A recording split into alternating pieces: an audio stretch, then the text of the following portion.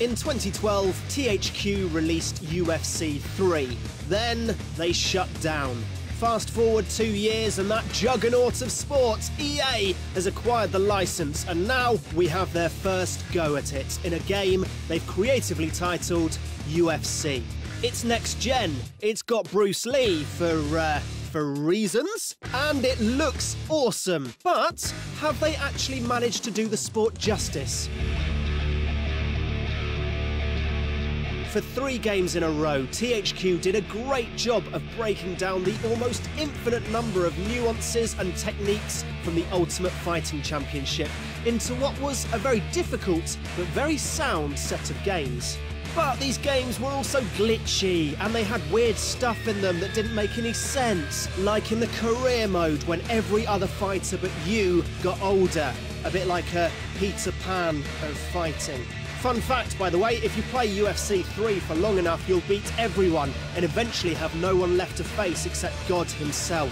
And God does not take kindly to roundhouse kicks. But enough of the old stuff, what about the new one? Well, UFC has always made for a visually stunning game, but this is genuinely incredible. Kicks and punches to the midsection leave bruises, and the flesh visibly deforms around the contact. It's amazing! It sits somewhere between the old UFC games and EA Canada's previous series, Fight Night, and that is not a bad thing at all. The career mode is not groundbreaking in the slightest, but frankly, when you have to spend so long just getting the controls right, it's not surprising. You'll fight, you'll win titles, and eventually you'll retire a broken man.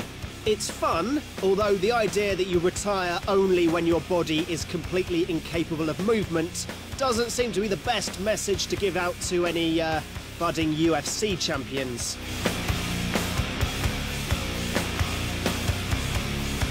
When it comes to fighting, which is the most important bit, UFC is very good. It's hugely complex and freeform, but there are certain patterns you've got to do to get into the right positions, and though you'll learn to appreciate it, nothing is well explained, ending up with a very long and frustrating learning curve of trial and error.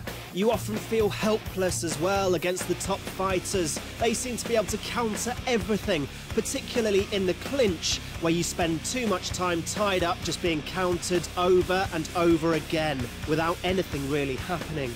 But again, with the complexity of the whole thing, you've got to give the designers a bit of a break. The overall job is definitely a success, and it moves and feels like the real thing.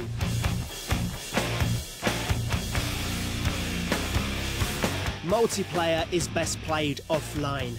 Weird thing to say, but this is the sort of game that needs a flawless connection to be any good to anyone.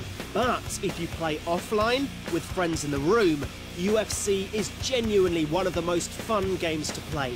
When you start off, you'll have the most brutally fun rock'em sock'em robot style battles, but as you get better, it becomes an intensely competitive affair as you jostle for position, and the minuscule extra nanosecond of human reaction speed makes the game far more playable at a high level.